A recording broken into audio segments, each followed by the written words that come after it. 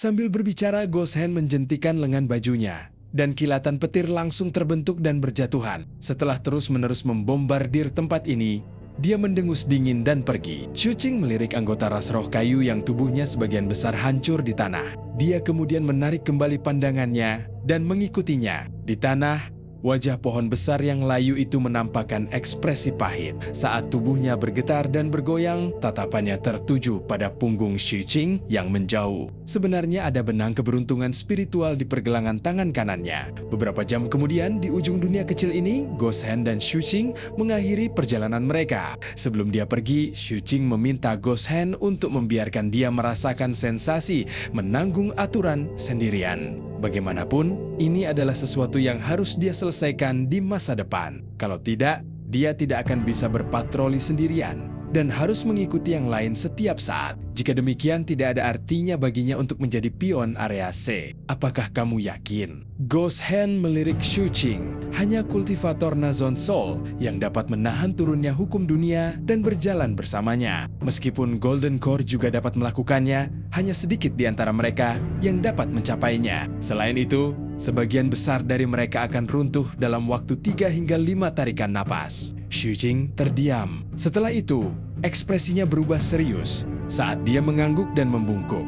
Baiklah, Goshen tidak mengatakan apapun lagi dan langsung melepaskan tekanan yang dia tolak demi Shuqing. Pada saat berikutnya, seluruh tubuh Shuqing bergemuruh seolah-olah gunung yang tak terhitung jumlahnya menekannya. Tubuhnya mengeluarkan suara retak dan bahkan jiwanya bergetar. Perasaan terkoyak yang kuat juga muncul di tubuhnya, seolah-olah dia akan tercabik-cabik setiap saat. Goshen menggelengkan kepalanya dan hendak menarik kembali. Kekuatan ini ketika Golden Crow milik Shuqing bangkit pada saat ini, kekuatan fisiknya meledak sepenuhnya dan dia benar-benar menahan tekanan tersebut. Namun, itu masih sulit. Tubuhnya bergetar hebat, tetapi seiring berjalannya waktu, ekspresi Goshen berangsur-angsur berubah.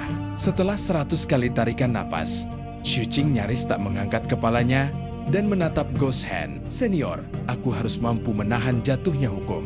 Ekspresi Goshen berubah dan matanya perlahan menampakkan cahaya terang. Nak, kau cukup hebat. Bukan hanya tubuhmu yang kuat, tetapi jiwamu juga menakjubkan. Kebanyakan kultivator tidak dapat melakukan ini dengan basis kultivasimu. Setelah Goshen selesai berbicara, dia mengibaskan lengan bajunya dan tekanan pada Shuqing langsung mereda. Aturan kemudian dibagikan oleh Goshen lagi. Dari tekanan ekstrem hingga relaksasi instan, tubuh Shuqing bergetar. Dia jelas merasakan bahwa kekuatan fisiknya telah meningkat sedikit dalam rentang waktu 100 napas yang singkat. Seolah-olah telah disempurnakan lagi. Hal ini menyebabkan semangat Shuqing terangkat. Namun, jangan berpuas diri. Meskipun hanya ada sedikit Golden Core yang bisa melakukan ini, bukan berarti tidak ada sama sekali. Goshen tersenyum dan tidak mengatakan apapun lagi. Dia melakukan serangkaian segel tangan dan meninggalkan dunia kecil ini bersama Shuqing. Ketika mereka muncul kembali, mereka sudah berada di luar dunia penjara dan dalam kehampaan. Shuqing tidak merasa puas karena dia telah bertahan selama 100 napas. Dia memikirkan ras roh kuno yang disebutkan pihak lain sebelumnya dan bertanya, ras roh kuno?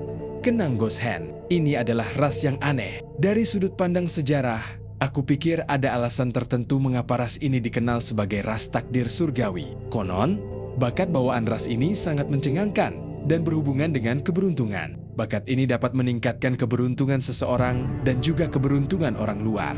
Aku tidak begitu yakin tentang detailnya. Ada desas-desus bahwa Kaisar Rohnya meminjam keberuntungan benua Wanggu untuk menerobos alam penguasa kuno dan melangkah ke tingkat yang lebih tinggi tetapi gagal, menyebabkan keberuntungan benua Wanggu habis. 90% dari seluruh garis keturunan ras itu musnah dalam semalam, mengakhiri era yang menjadi milik ras roh kuno mereka. Mereka berdua berjalan keluar dari mural dan kembali ke lantai 90 departemen penjara. Cukup sekian untuk hari ini. Karena kalian hampir tidak sanggup menahan turunnya aturan, teruslah beradaptasi. Mari kita lihat berapa lama waktu yang dibutuhkan untuk benar-benar menahan turunnya aturan dan menyelesaikan patroli kalian. Goshen mengucapkan beberapa patah kata penyemangat, minum anggur, lalu berbalik untuk pergi. Shuqing menangkupkan tinjunya dan membungkuk pada sosok tangan hantu yang pergi. Setelah itu, dia meninggalkan departemen penjara dengan kelelahan mental dan kembali ke paviliun pedang. Dalam perjalanan, dia mengingat kembali kejadian di dunia penjara. Dia masih sedikit terkejut dengan kemampuan istana pemegang pedang. Pada saat yang sama,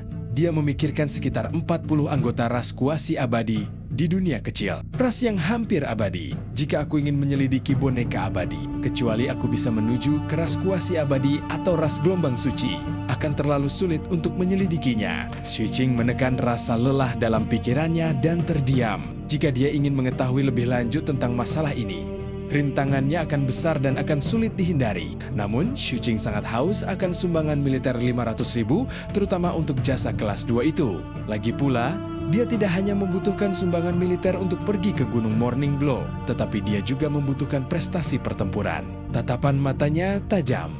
Setelah melakukan analisis mental, tiba-tiba dia punya pikiran. Sebenarnya ada arah lain, yaitu memulai dengan boneka abadi itu sendiri. Ini mengharuskan aku memahami bagaimana boneka abadi itu dibuat. Sambil bergumam dalam hati, Xu Qing teringat perkataan Ghost Hand tentang wakil gubernur yang melakukan penelitian terhadap boneka abadi. Oleh karena itu, ia mengeluarkan pedang komando pemegang pedang dan menggunakan sumbangan militernya untuk mengajukan kesempatan bertemu dengan wakil gubernur guna belajar. Seluruh wilayah mengakui bahwa wakil gubernur berpengetahuan luas. Jadi ketika mereka memiliki pertanyaan dan butuh bantuan, mereka biasanya meminta bimbingannya. Akan tetapi, wakil gubernur biasanya membantu gubernur daerah dalam mengelola daerah dan sibuk dengan urusan resmi. Oleh karena itu, kapan permohonan akan disetujui tergantung pada waktu wakil gubernur sendiri. Keberuntungan Xu Qing tidak buruk. Setelah kembali ke paviliun pedang dan bermeditasi selama 1 jam,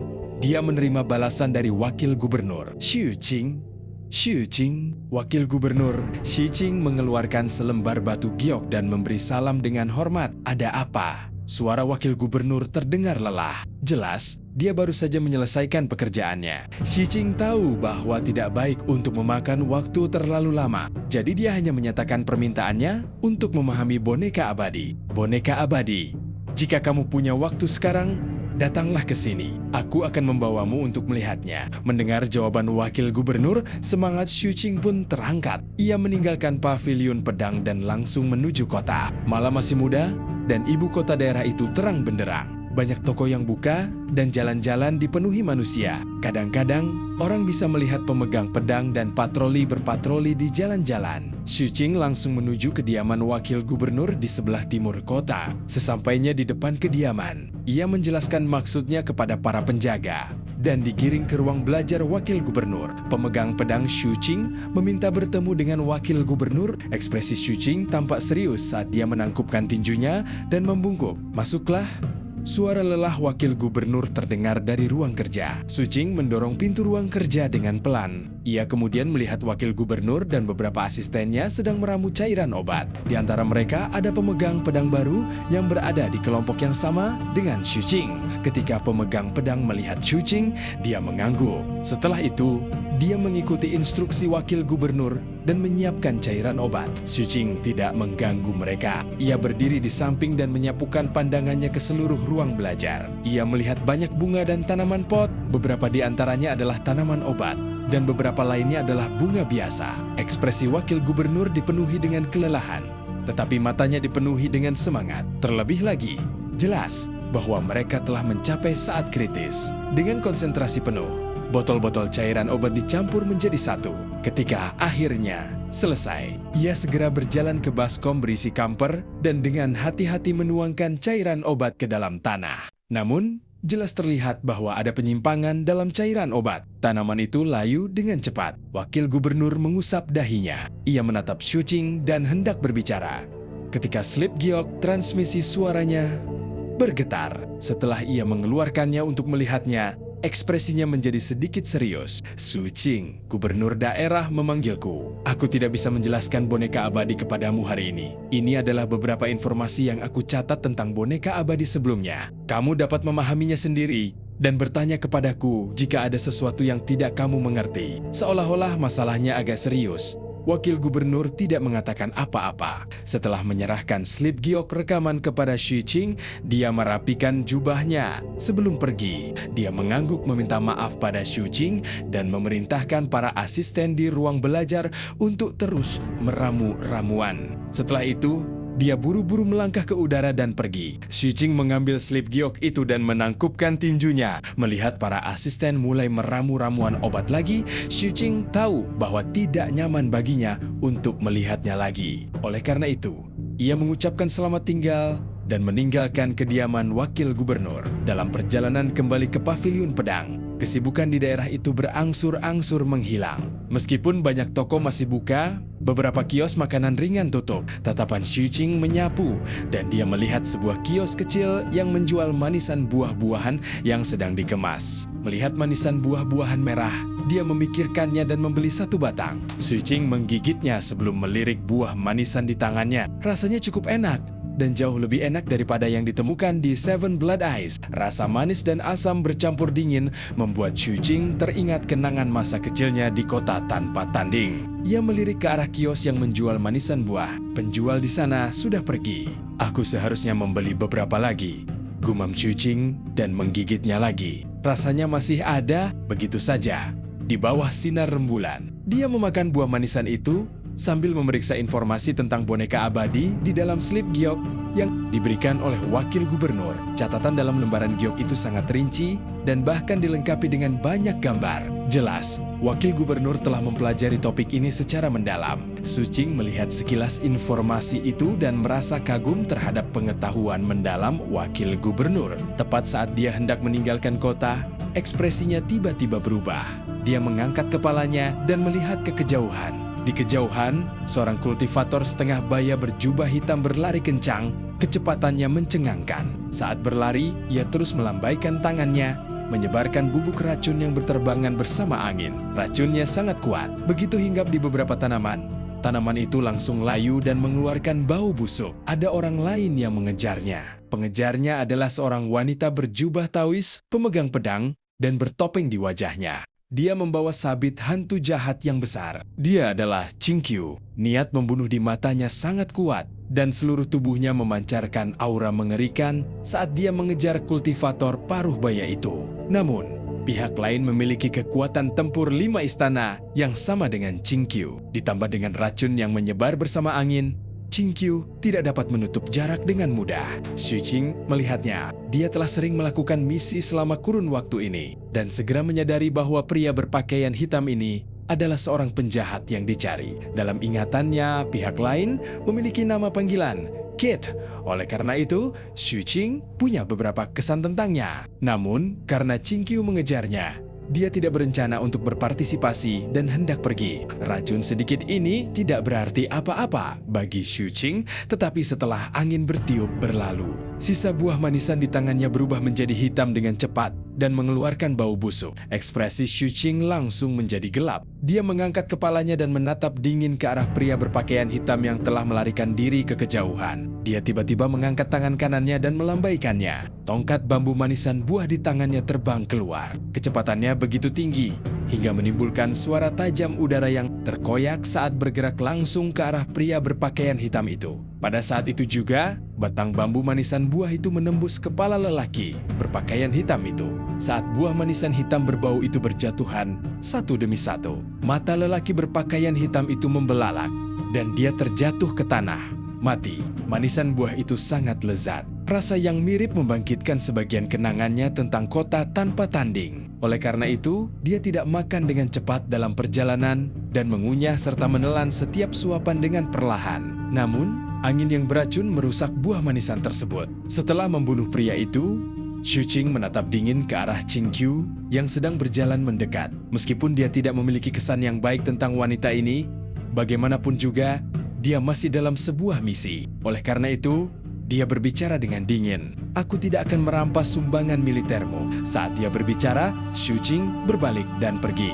Suara Qing Qiu juga terdengar dingin. Siapa yang peduli dengan kontribusi militer ini? Saat suaranya bergema, Qing Qiu berjalan mendekat. Dia tidak peduli dengan Xu Qing yang telah pergi dan tiba di depan pria berpakaian hitam itu dalam beberapa langkah. Hal pertama yang dilakukannya bukanlah mengeluarkan tas penyimpanannya, tetapi menginjak kepala mayat itu. Tongkat bambu itu hanya menembus kepala. Namun akibat hentakan Qing Qiu, kepala itu hancur berkeping-keping. Bahkan Xu Qing yang berjalan jauh mendengar suara keras itu. Dia menoleh dan melihat Ching Qiu yang berdiri di samping mayat itu tampak tidak tenang. Dia terus menginjak-injak mayat itu, menghancurkannya sepenuhnya. Xu Qing sedikit terkejut dengan pemandangan biadab ini. Dia menduga bahwa orang ini pasti telah menyinggung Ching Qiu. Dia mengalihkan pandangannya dan meninggalkan ibu kota daerah, langsung menuju paviliun pedang. Dari awal hingga akhir, Ching Qiu bahkan tidak melirik Xu Qing.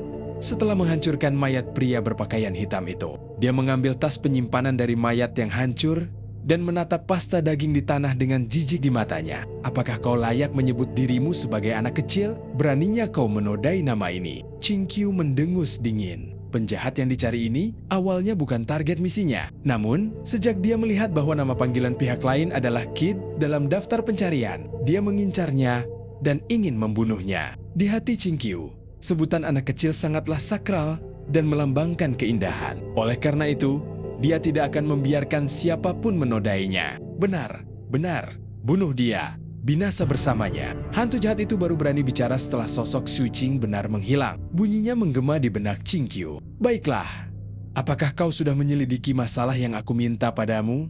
Ching Qiu berkata dingin dalam hatinya. Sudah, ku periksa. 4 bulan kemudian, ada kemungkinan besar konvoi dari ras gelombang suci yang akan datang untuk membeli batu mika akan melewati ngarai bulan surgawi dan kembali ke ras mereka dari sana. Namun, lokasi itu tidak terlalu cocok untuk penyergapan dan perampokan. Apakah kau yakin ingin melakukan ini? Hantu jahat itu segera berbicara.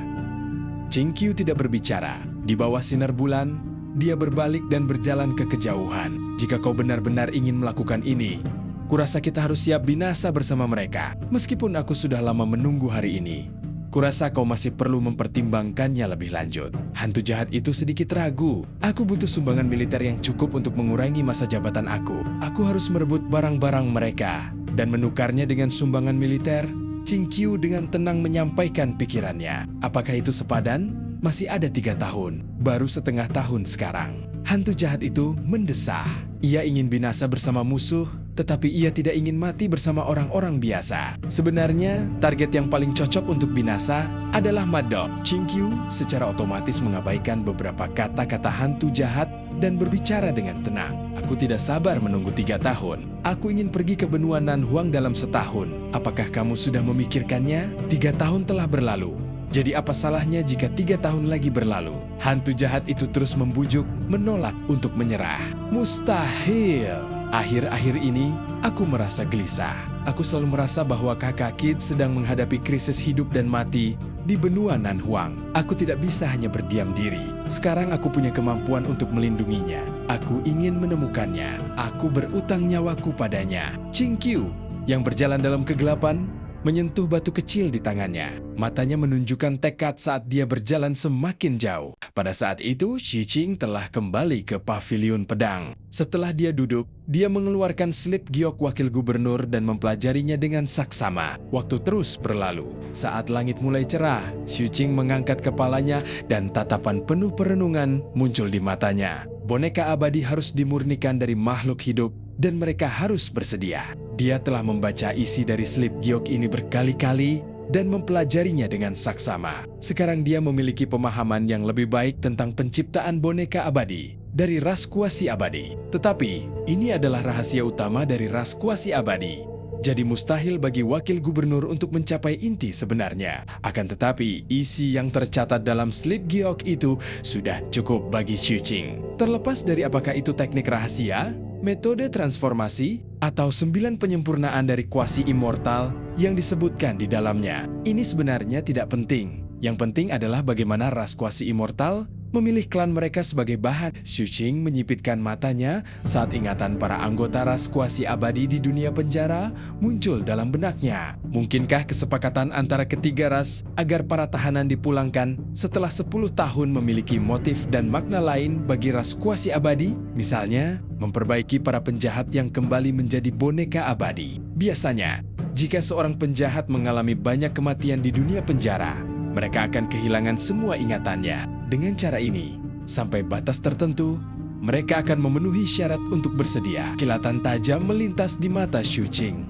ia teringat akan apa yang dikatakan senior Ghost Hand tentang perintah gubernur daerah 300 tahun yang lalu agar tidak mempengaruhi persahabatan dengan ras kuasi-immortal. Gubernur daerah memerintahkan untuk tidak menghapus ingatan para tahanan ras kuasi-immortal masalah ini. Xu Qing berpikir keras. Masalah ini tampaknya terjadi karena gubernur daerah bersikap baik, tetapi menurut informasi yang Xu Qing miliki sekarang, jelas bahwa gubernur daerah mengetahui proses pembuatan boneka abadi, dan itulah sebabnya ia memberikan perintah ini. Namun, pembenarannya adalah demi persahabatan antara kedua ras. Hal ini memaksa ras kuasi-immortal untuk diam-diam setuju. Kamu tidak bisa hanya melihat permukaannya saja. Xu Qing menghela napas dengan emosi. Ia pernah merasakan hal ini ketika ia berada di Seven Blood Eyes, Eight Sex Alliance, sedikit lebih baik. Dan di ibu kota daerah ini, perasaan ini bahkan lebih kuat. Dari apa yang kulihat, aku harus memikirkan cara untuk meninggalkan sesuatu pada para penjahat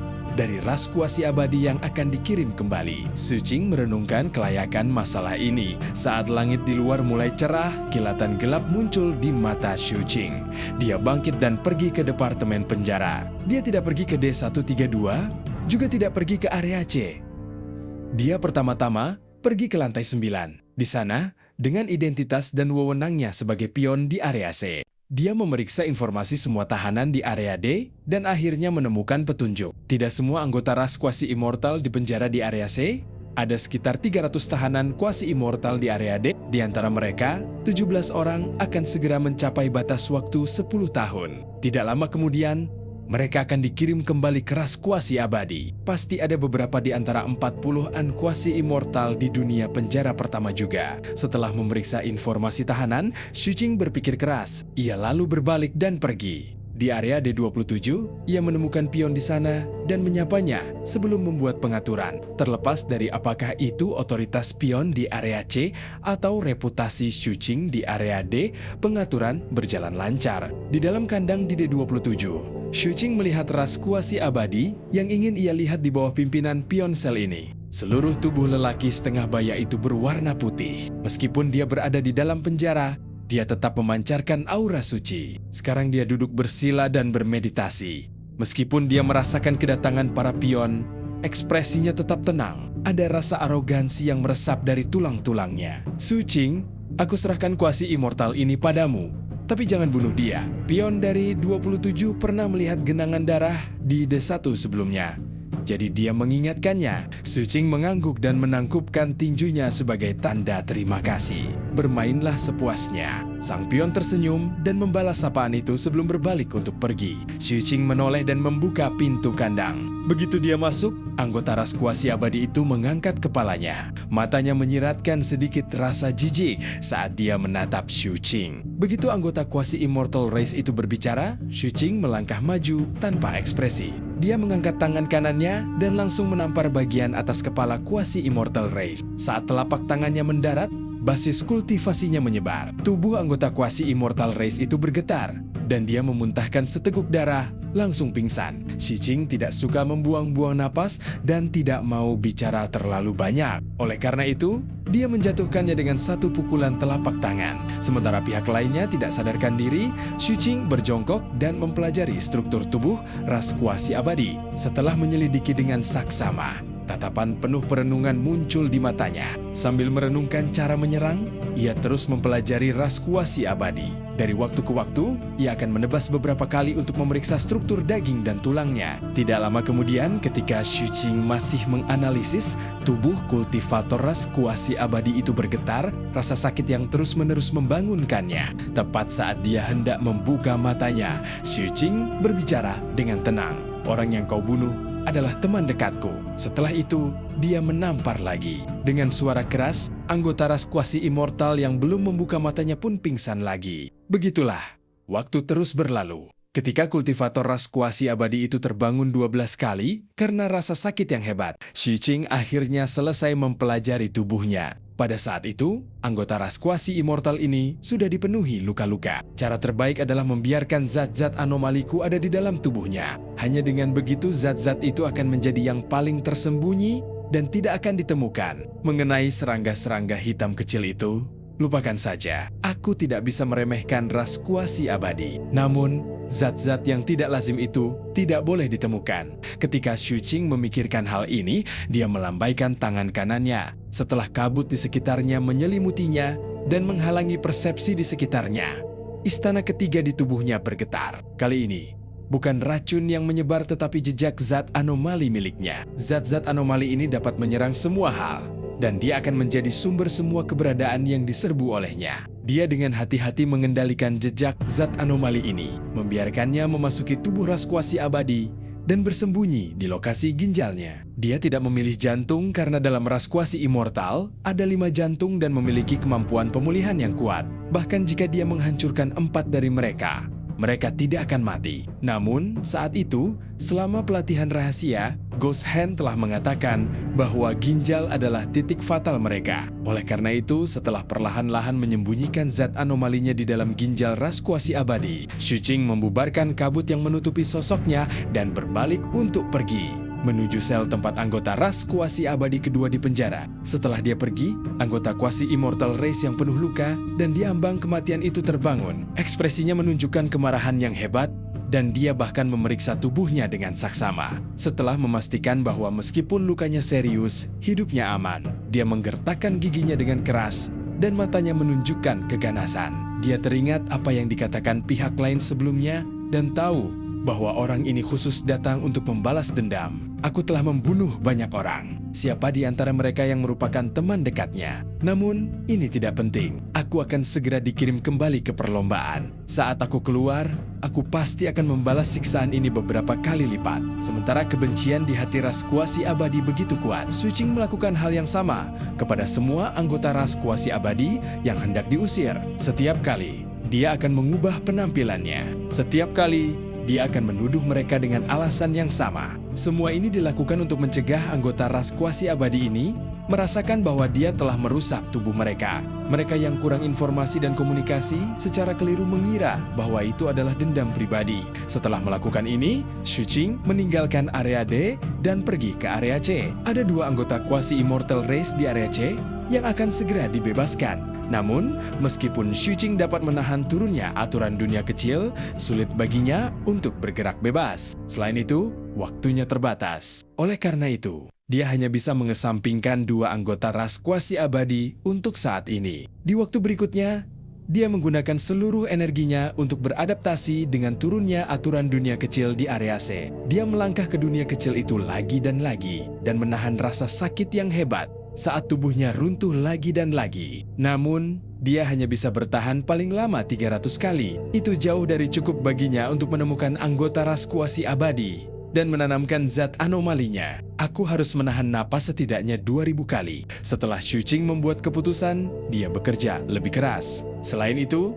setiap kali ia datang bekerja, ia akan membawa sebotol anggur untuk lelaki tua itu. Ia tahu bahwa pihak lain suka minum. Setelah memberikan anggur beberapa kali, Xu Qing dengan hormat bertanya tentang teknik untuk menjalankan aturan dunia kecil saat pihak lain sedang minum. Dia percaya bahwa pasti ada teknik yang serupa. Awalnya, Ghost Hand tidak mengatakan apa-apa. Kemudian, setelah minum anggur Xu Qing beberapa kali, kekagumannya terhadap Xu Qing tumbuh. Jadi, dia menceritakannya. Xu Qing mendengarkan dengan sangat serius. Setelah itu, dia mencobanya di dunia kecil, melatih dirinya berkali-kali. Perkembangannya sangat cepat, dan waktu yang bisa ia tahan saat turunnya aturan semakin lama. Sebulan kemudian, waktu yang bisa ia tahan meningkat dari 300 napas menjadi 1000 napas. Selama proses ini, sesuatu terjadi di Kabupaten Fonghai. Ada beberapa kultivator dari ras langit hitam yang muncul di Kabupaten Fonghai. Mereka ditangkap secara diam-diam oleh para ahli dari istana pemegang pedang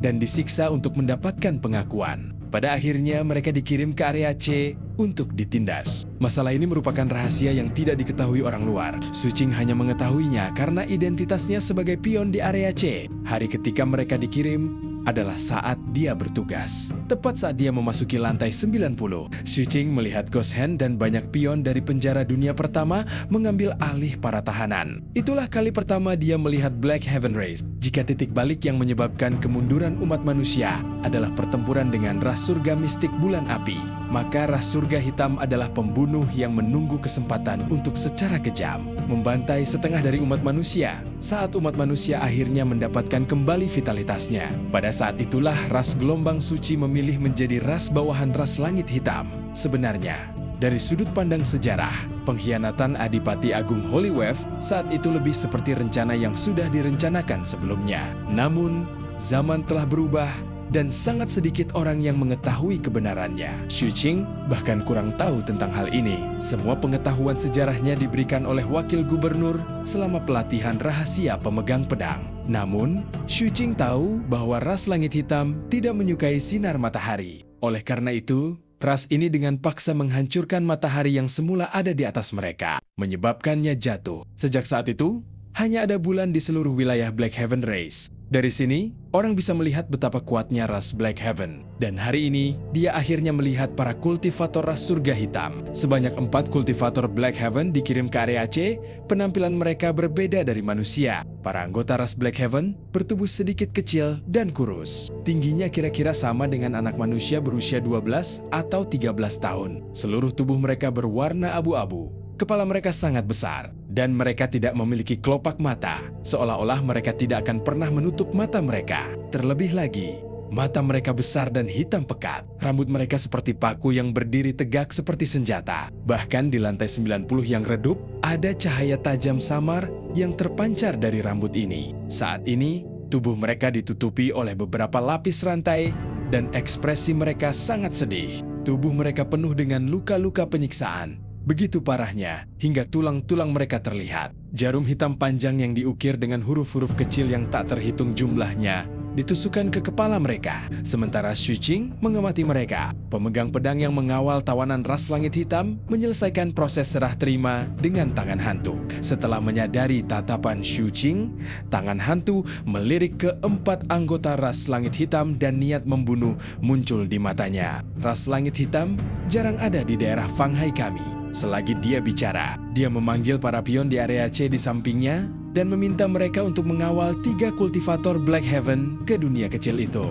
Ketika para pion dari area C itu melihat ke arah ras langit hitam, mereka menampakkan senyum sinis dan bahkan ada kilatan ganas di mata mereka. Jelas, bagi mereka, barang langka seperti itu pasti sangat menyenangkan. Ingatlah untuk tidak membunuh mereka. Simpan mereka untuk orang-orang di masa mendatang untuk berlatih. Jangan simpan semuanya untuk dirimu sendiri, tegur Ghost Hand.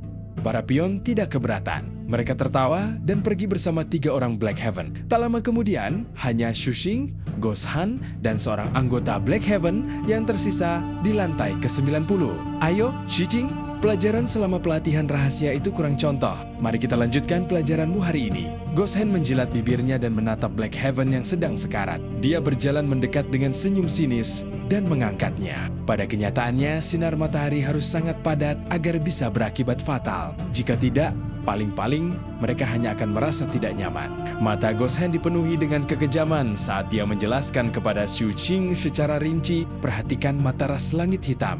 Jejak yang tak terhitung jumlahnya telah berkumpul di sana. Sebagian besar metode kultivasi ras langit hitam berhubungan dengan mata. Mereka paling ahli dalam seni perbudakan. Sambil berbicara, dia meraih mata kanan kultivator langit hitam. Di tengah tangisannya yang memilukan, dia mencungkil bola matanya. Saat darah hitam berceceran di mana-mana, Ghost Hand melemparkan bola mata ke Xu Qing. Xu Qing dengan tenang menangkap bola mata itu. Setelah mengamatinya dengan saksama, dia dengan jelas melihat banyak sekali run di bola mata hitam itu. Run-run itu tersusun rapat, seolah-olah tersusun dalam semacam formasi susunan. Benda ini bisa digunakan sebagai artefak sihir. Aku akan memberikannya kepadamu sebagai kenang-kenangan. Xu Qing tahu bahwa benda ini pastilah sangat berharga. Ia mengungkapkan rasa terima kasihnya dengan membungkuk dan menangkupkan tinjunya, dan dengan hati-hati menjaga bola matanya. Justru karena kultivasi dan bakat ras langit hitam istimewa, maka indera ketuhanan para kultivator ras langit hitam menduduki peringkat teratas.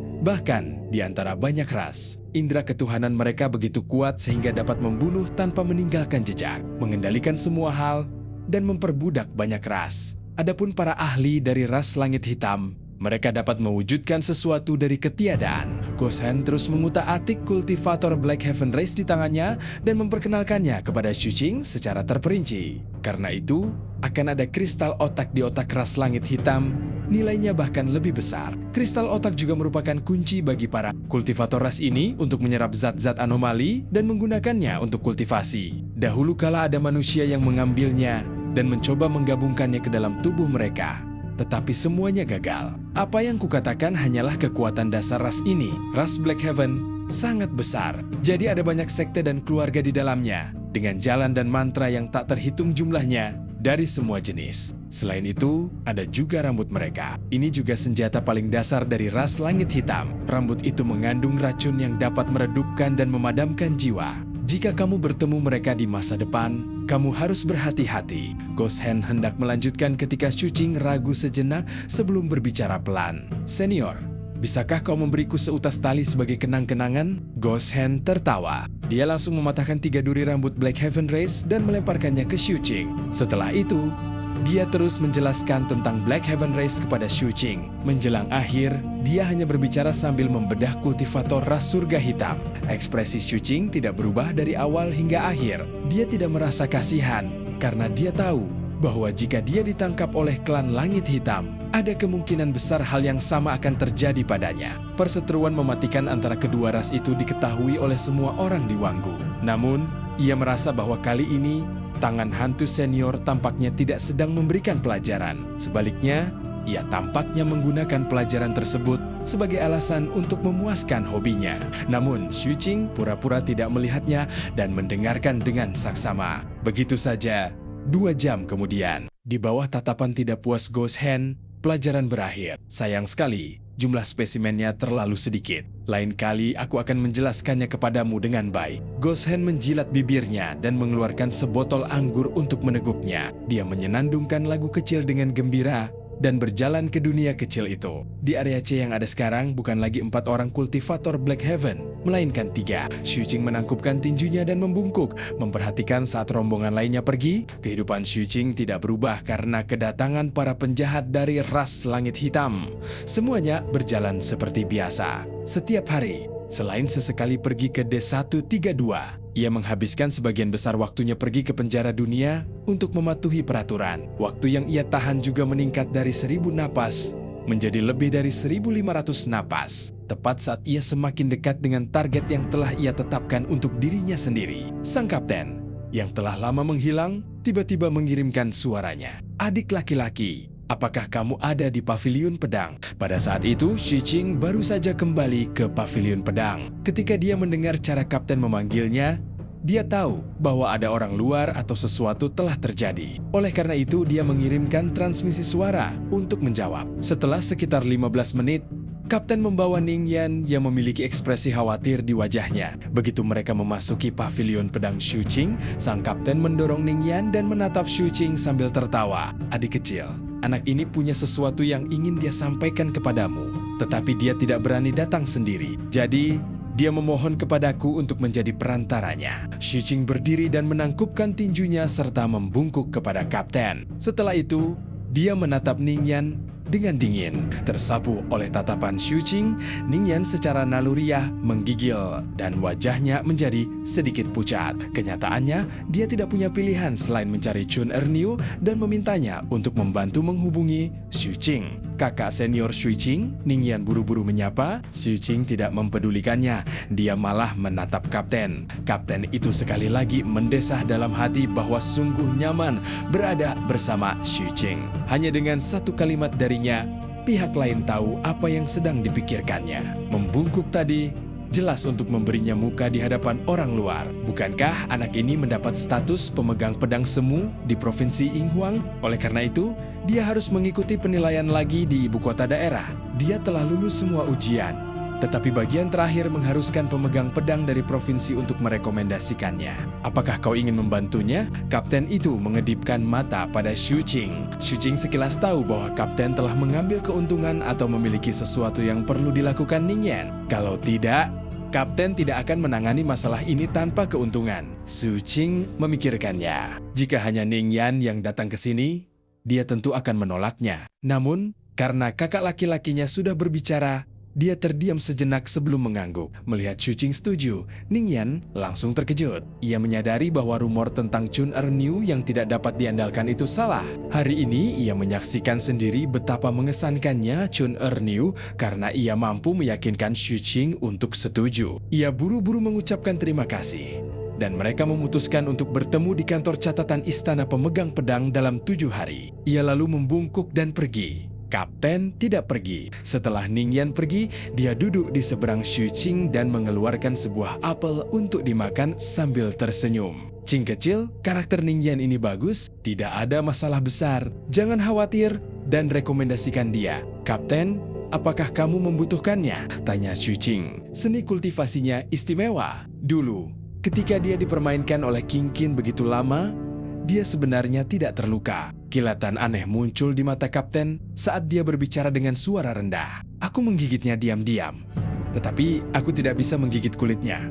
Jadi, pasti ada yang salah dengannya. Xu Qing memasang ekspresi aneh saat melirik sang kapten. Sang kapten berpura-pura tidak melihat dan terus berbicara. Dia mengatakan bahwa garis keturunannya mengalami atavisme, tetapi aku tidak percaya padanya. Ning Yan ini pasti punya rahasia, tetapi aku tidak terlalu peduli dengan detailnya. Namun, jika kita memanfaatkan kelebihannya yang berkulit tebal dan berdaging tebal dengan baik, itu akan sangat berguna saat kita melakukan hal-hal besar di masa mendatang. Pikirkanlah, dulu saat kita menghadapi bahaya, kita hanya bisa melarikan diri untuk menyelamatkan diri. Jika kita menghadapi pemboman di area tersebut, kita bahkan tidak akan bisa bersembunyi.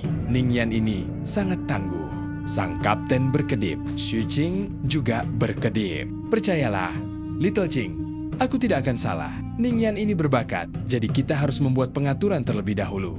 Kita tidak bisa menunggu sampai kita membutuhkan pihak lain untuk menunjukkan niat baik. Kapten itu tampak sedang merencanakan sesuatu yang strategis. Ketika Xu Qing mendengarnya, dia menjawab, Wu Jianwu, juga, jangan sebut-sebut dia. Sang kapten menggigit apel itu dengan ganas dan berbicara dengan muram.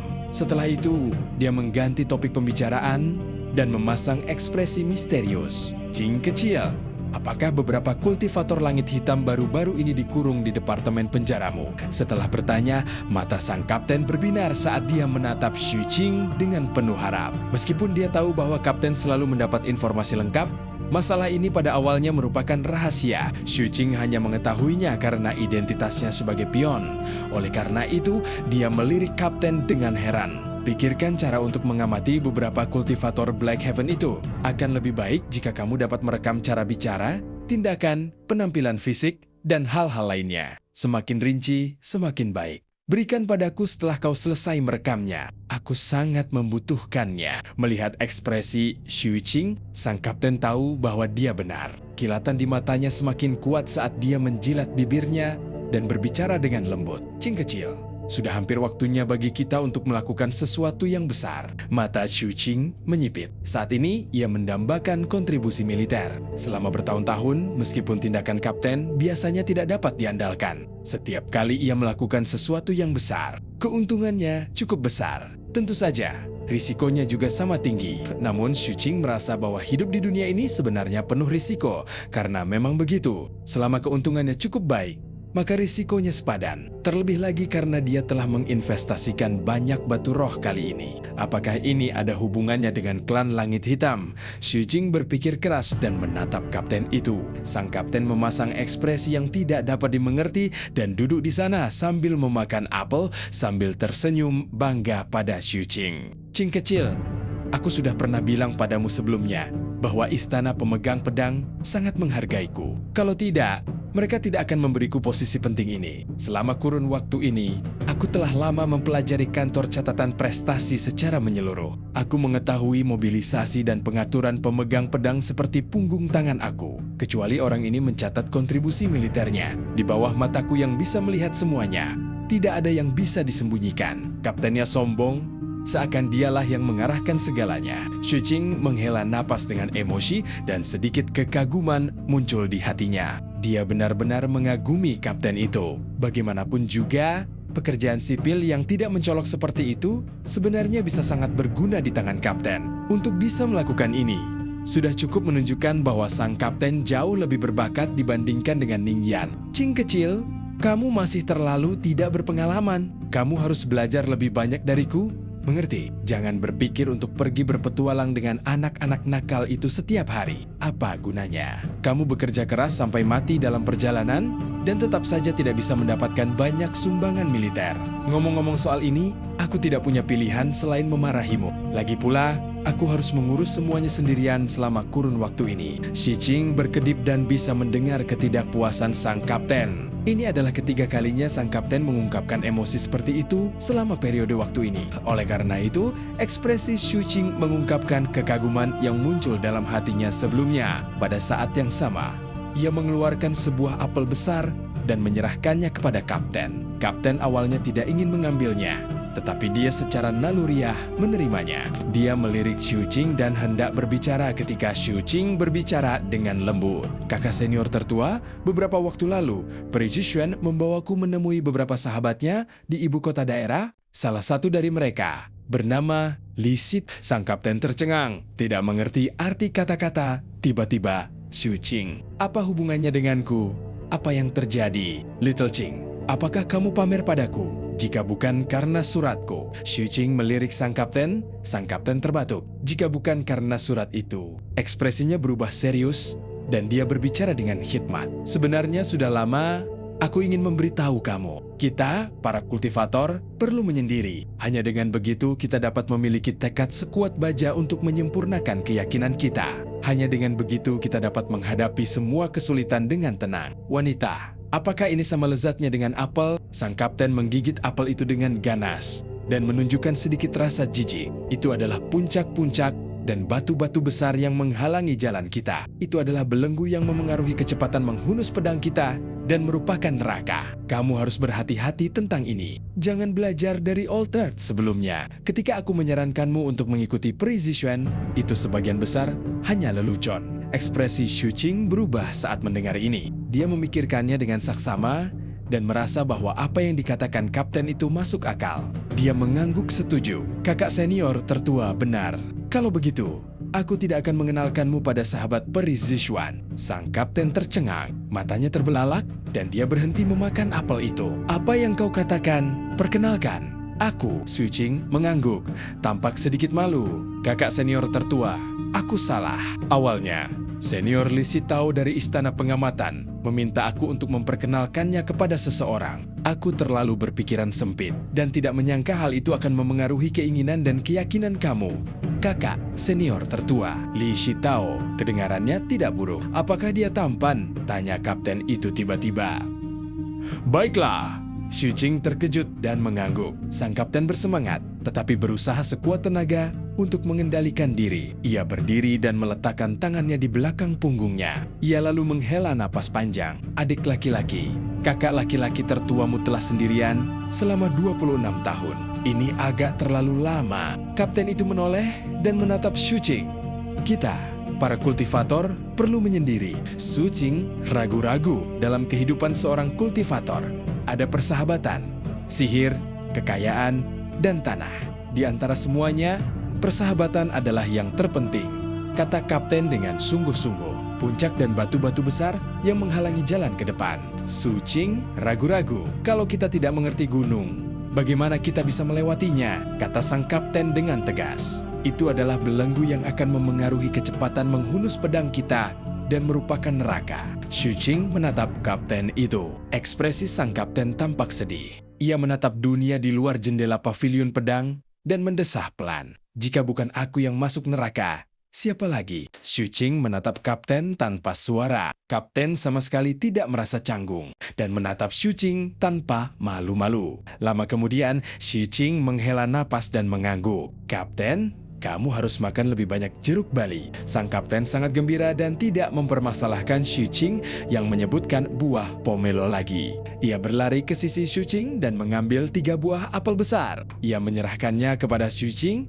dengan ekspresi berseri-seri. Adik muda, kakak senior tertua tidak memanjakanmu tanpa alasan. Aku akan menunggu kabar baikmu. Setelah itu, sang kapten pergi dengan gembira. Melihat kepergian kakak tertuanya, mata Xu Qing menunjukkan perenungan. Meskipun kata-kata kakak tertuanya tidak konsisten, Xu Qing tetap merasa bahwa kata-kata pihak lain sebelumnya masuk akal. Hanya dengan pikiran yang tenang, seseorang dapat menjadi teguh, gumam Xu Qing. Ia kemudian menutup matanya dan fokus pada meditasinya. Dalam sekejap mata, 4 hari berlalu. Selama 4 hari ini, Xu Qing menyingkirkan semua pikirannya yang mengganggu dan menenangkan gelombang yang pernah muncul di hatinya. Dia memulihkan kondisi pikirannya dari provinsi Yinghuang saat itu dan sepenuhnya membenamkan dirinya dalam beradaptasi dengan turunnya aturan dunia kecil. Akhirnya, pada larut malam di hari keempat, ia berhasil meningkatkan daya tahannya hingga 2000 napas waktu. Aku bisa mencobanya sekarang. Setelah beristirahat sejenak, mata Xu Qing berbinar.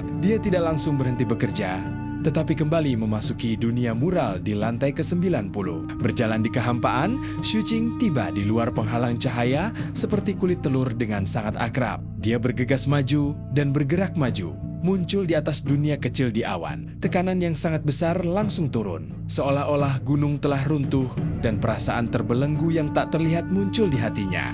Tubuh Xu Qing bergetar dan terdengar suara retakan, namun ekspresinya tidak berubah sama sekali. Disinilah tempat yang biasa ia gunakan untuk menenangkan dirinya. Dia sudah akrab dengan perasaan tertekan oleh pegunungan. Dulu, dia akan berhenti di sini. Namun, hari ini, dia tidak berhenti sama sekali dan melangkah maju. Setiap kali dia melangkah, terdengar suara dentuman keras di antara langit dan bumi. Seolah-olah ada batu gunung yang jatuh ke tanah. Keributan itu sangat besar dan warna langit berubah saat angin dan awan bergulung-gulung. Adegan ini tampak mencengangkan, tetapi sebenarnya itu karena Xu Qing tidak dapat mengangkat sesuatu yang berat, seolah-olah itu ringan. Dia menanggung aturan dunia, jadi setiap langkah yang diambilnya menyebabkan perubahan drastis di dunia. Kemanapun dia lewat, kilat menyambar dan guntur bergemuruh.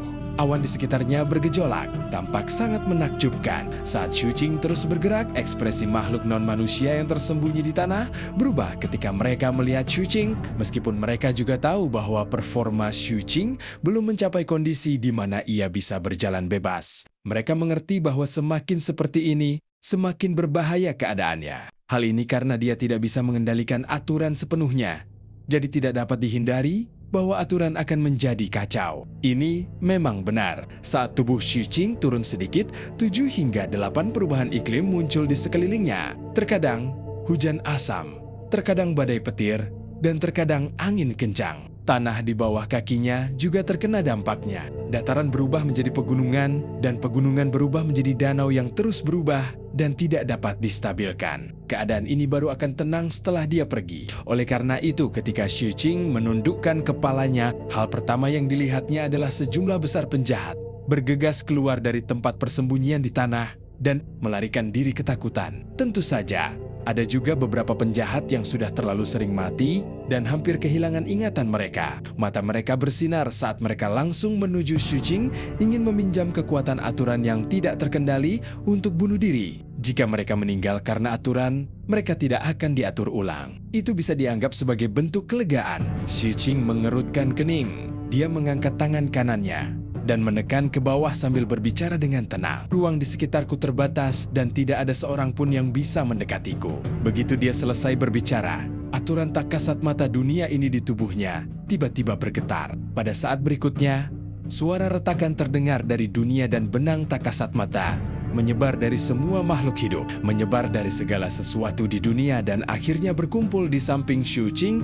Aturan baru ditetapkan, para penjahat yang ingin bunuh diri itu langsung diusir. Begitu jasad mereka hampir mendekat, mereka sulit untuk mendekat, apalagi terbang. Mereka harus menunggu Xu Qing pergi sebelum mereka bisa terbang lagi. Setelah melakukan semua ini, Xu Qing menghitung waktunya dan tahu bahwa dia tidak bisa menunda terlalu lama. Dia menggertakkan giginya dan bergegas maju. Dalam perjalanan, tubuhnya terus retak. Ia bahkan mengedarkan aturan-aturan, menyebabkan tanah di bawah kakinya tampak menyusut, berganti dengan kecepatan yang lebih cepat. Akhirnya, ia tiba di dataran tempat kelompok tahanan ras kuasi abadi berada. Ini adalah hal pertama yang harus dia lakukan. Setelah tiba di tempat itu, dia segera mengubah aturan. dia mengangkat tangan kanannya dan meraihnya. Seketika, dua penjahat dari ras kuasi abadi naik ke udara dan disapu oleh Shu Qing. Ketika dia tiba di suatu tempat tanpa seorang pun di sekitarnya, dia melakukan hal yang sama seperti yang dia lakukan kepada para penjahat kuasi immortal dari area D. Setelah berhasil menanamkan zat-zat anomalinya pada kedua kultivator Nason Soul ini, Shu Qing terdiam. Jika ingatan mereka tidak dihapus, kemungkinan mereka menjadi boneka abadi juga akan berkurang. Namun, ras kuasi abadi tidaklah bodoh. Mereka pasti akan curiga jika tiba-tiba ada orang yang ingatannya dihapus. Karena itu, aku tidak bisa bersikap terlalu ekstrem. Shu Qing memikirkannya dan memutuskan untuk mengirim salah satu dari dua anggota ras kuasi abadi yang tidak sadarkan diri kembali ke lokasi asalnya, sementara meninggalkan yang lain di luar. Aku akan sering datang ke sini untuk mengamati selama kurun waktu ini. Sebelum anggota ras kuasi abadi di luar ini benar-benar kehilangan ingatannya, aku akan mengirimnya kembali dan hanya membiarkan sebagian ingatannya terhapus. Shu Qing baru saja selesai melakukannya dan meninggalkan ras kuasi abadi di hutan belantara. Tepat saat dia hendak melakukan hal kedua, ekspresinya berubah dan dia tiba-tiba menoleh. Seseorang telah muncul 5.000 kaki di belakangnya.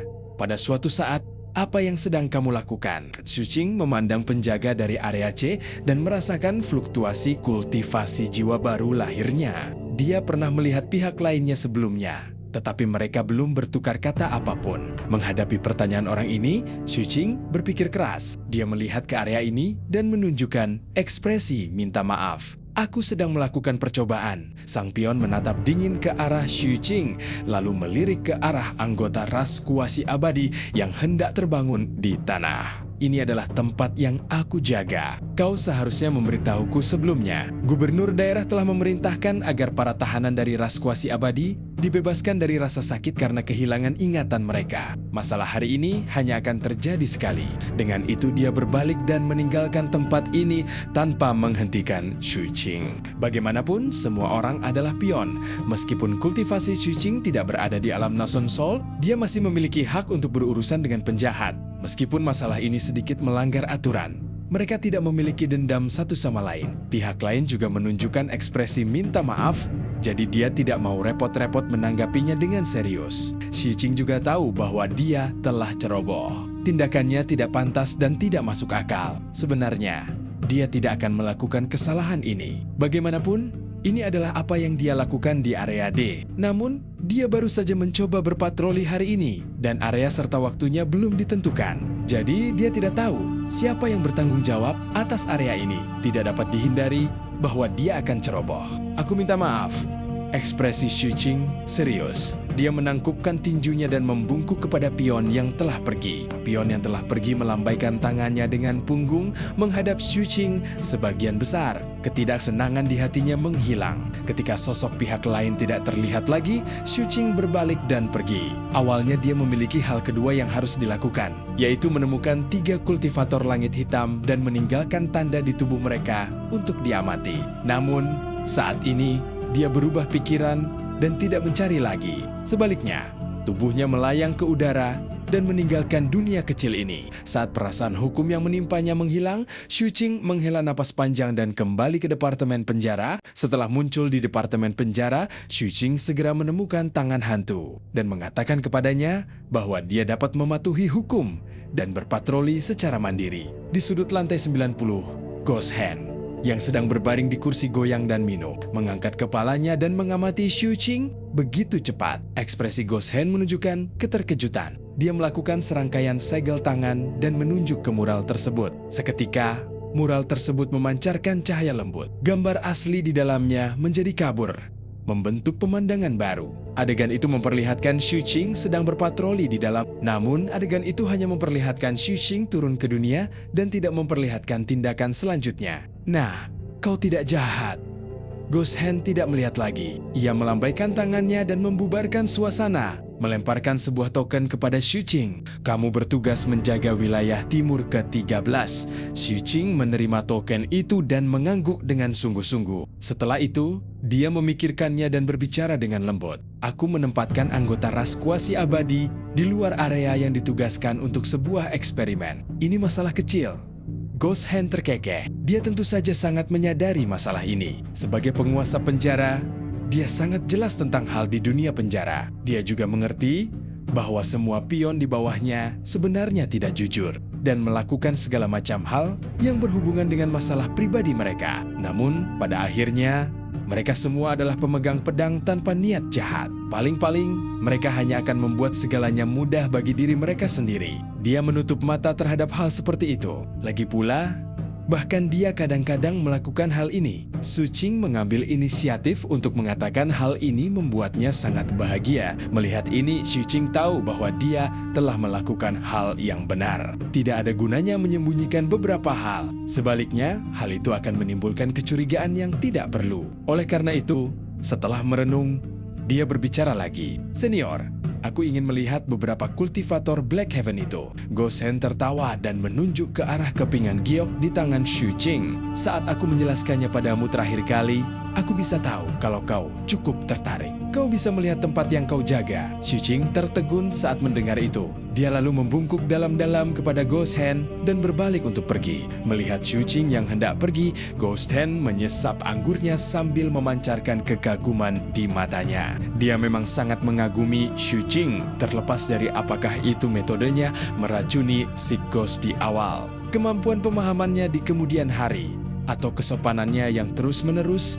Hal ini sangat langka. Dia bahkan dapat berpatroli secara mandiri dengan basis kultivasi inti emasnya. Semuanya menunjukkan bahwa Su Qing luar biasa. Yang lebih penting, ia memiliki lampu sepanjang 100.000 kaki dan ditugaskan untuk menjaga D132. Ghost Hand sangat jelas tentang makna di balik lampu tersebut. Oleh karena itu, ia mengatur agar Su Qing mengawasi tempat di mana beberapa kultivator Black Heaven itu dipenjara. Ini karena semua orang akan memperebutkan kesempatan untuk menahan para tahanan Black Heaven Race itu. Lagi pula, mereka jarang terlihat di sini. Namun, tidak ada yang bisa mengatakan apapun jika itu diberikan kepada seorang pemula yang telah mencapai 100.000 kaki cahaya dalam penyelidikan hati. Selain itu, ini juga akan memungkinkan Su Qing untuk mengenal rekan-rekannya yang lain di area C. "Nak, kau harus bekerja keras. Daerah East 13 itu sedang beruntung hari ini."